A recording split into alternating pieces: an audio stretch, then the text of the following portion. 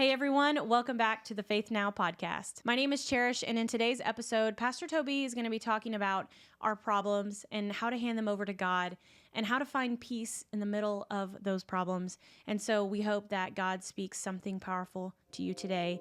And thank you for tuning in, and let's go ahead and get into today's episode. Here's Pastor Toby.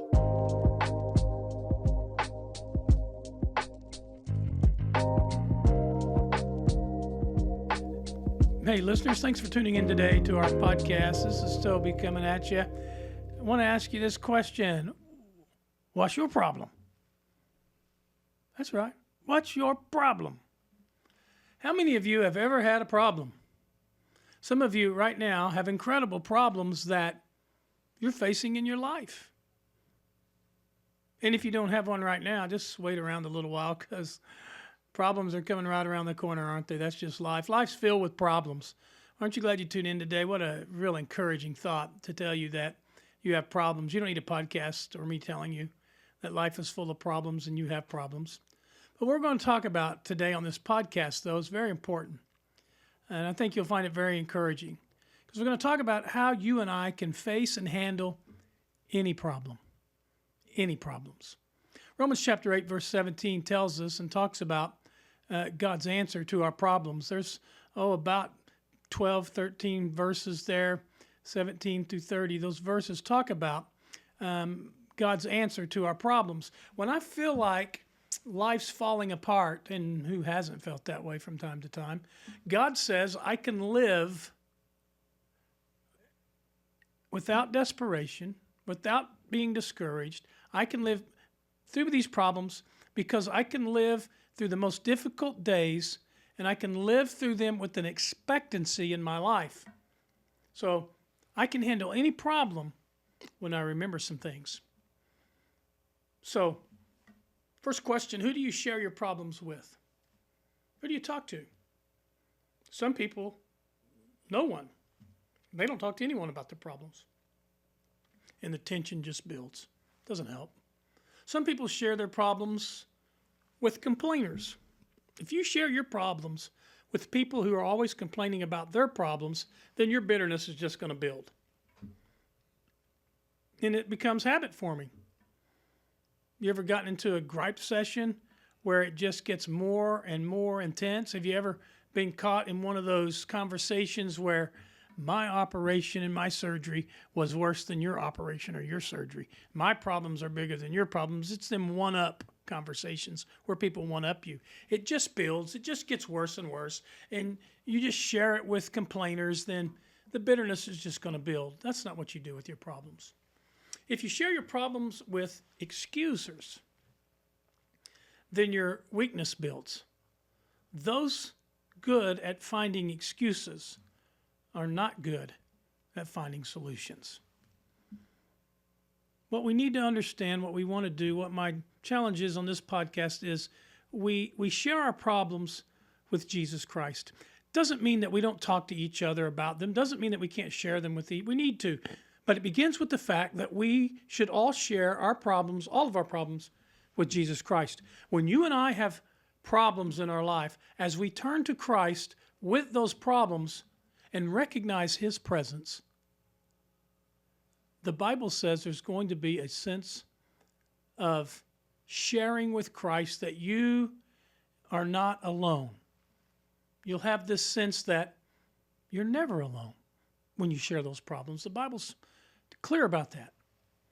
You see, Jesus overcame problems. I talk to a lot of people who has problems just like me. There's only one person that I can talk to who's overcame every problem they ever faced, and that's Jesus Christ. I can talk to Him and let Him talk back to me, not verbally, but in my heart. There's a sense of companionship with Christ. What it means when problems and struggles come into your life and in my life, it means much more than maybe we could ever imagine. These are truths for me, but it took me a while to get a hold of them. When I was a brand new Christian, I looked at the problems in my life and thought, God, what are you doing to me? Why me? I had that kind of feeling. I got a little bit older, and as a Christian, a little bit more mature, And the problems that came into my life, I started thinking, Satan, what are you doing to me? But as I am beginning to understand and beginning to get older as a Christian, I'm starting to ask the question, God, what are you doing to me? What are you doing in me? How are you using these problems in my life? It's not an easy thing to get to. It's not an easy place to get to. And I still struggle with it. But there are some of the clearest verses in the Bible about why God sends problems or allows problems. He doesn't cause the problems, but allows problems and what he can do through those problems. The sufferings and whatever the problems are that I go through or that you go through right now are not worth comparing to our future glory. One of the first questions was, who do you share your problems with? On this one, the question is, what do you compare your problems to? See, there's a popular way of handling problems. There's a popular way of doing it, and that is comparing problems. Yeah, I got it bad, but it ain't as bad as you, Jack.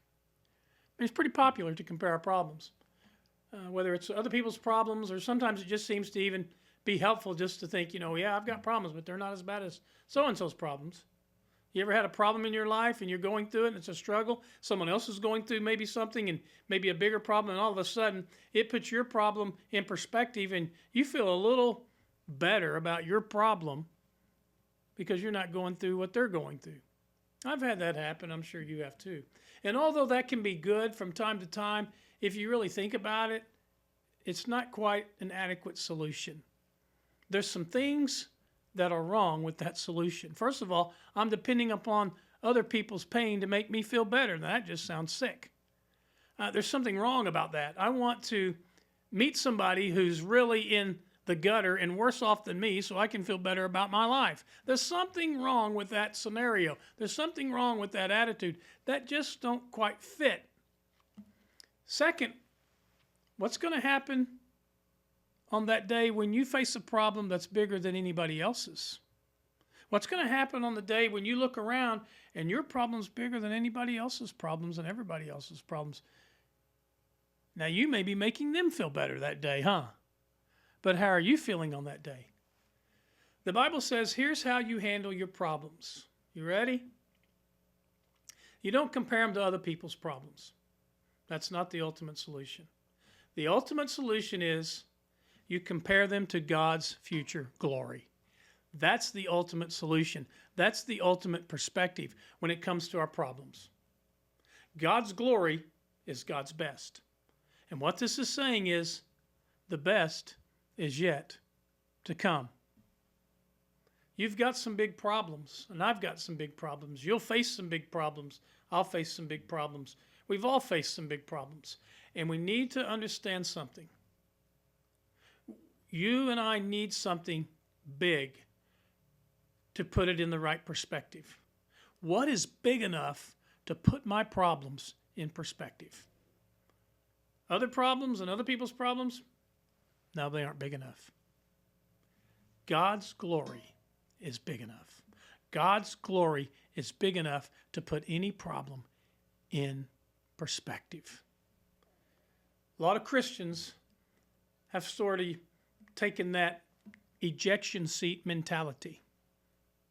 You're driving along and if there's any problem in your life, you just hit the ejection button and you push a button that says rapture, or you're out of here, or no suffering, no problems, and you hit that button and you're out.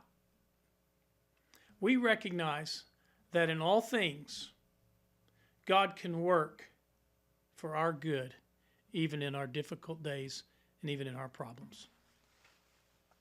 There's a past and a future and a present aspect to this.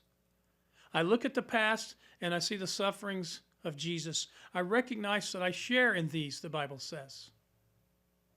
I look at the future and I see the glory of God and I realize that I'm looking forward to that. But what about right now?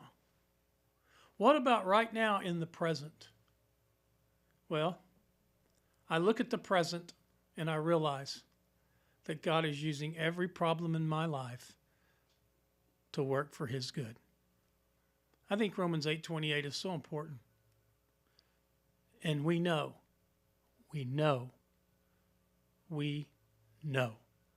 that in all things, God works for the good of those who love him and have been called according to his purposes. You read this about your problems and my problems and God's working good. Well, what's good about my problems? Well, there's nothing good about problems. There's nothing good about having difficulties. Absolutely nothing good about problems in your relationships or in your finances or in your... Problems are not good. That's not what I'm saying. Problems are terrible.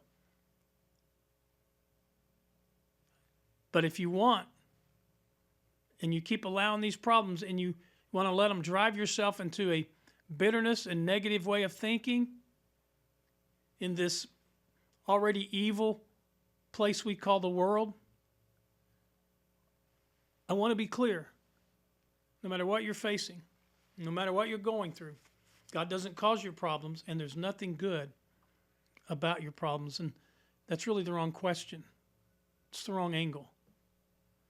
The question is, what's good through my problems? How does God work through it? Even when evil and Satan try to throw things my way and do something, listen, what good can come out of this? Take the worst possible problems and situation, and it can be turned into something good. God works miracles every day. And when he takes the worst that life can throw at you, the evil of the problems that you're going through and the suffering, he can miraculously transform them and transform you into something good, into your character, into your attitude that lasts for eternity, into your life. We know that in all things, God works for the good of those who love him. Believe in that, stand on that, and live that out in your life. And you'll see God do some amazing things through your problems. What's your problem? Share it with God and let God work something very beautiful and good in your life. Hey, thanks for listening and tuning in today to our podcast. Appreciate you doing that. God bless you all for watching the podcast, for listening today. I hope you have a great week, and think positive about that. Rely on that hope and power of God, and remember to stay strong, faith strong. God bless you.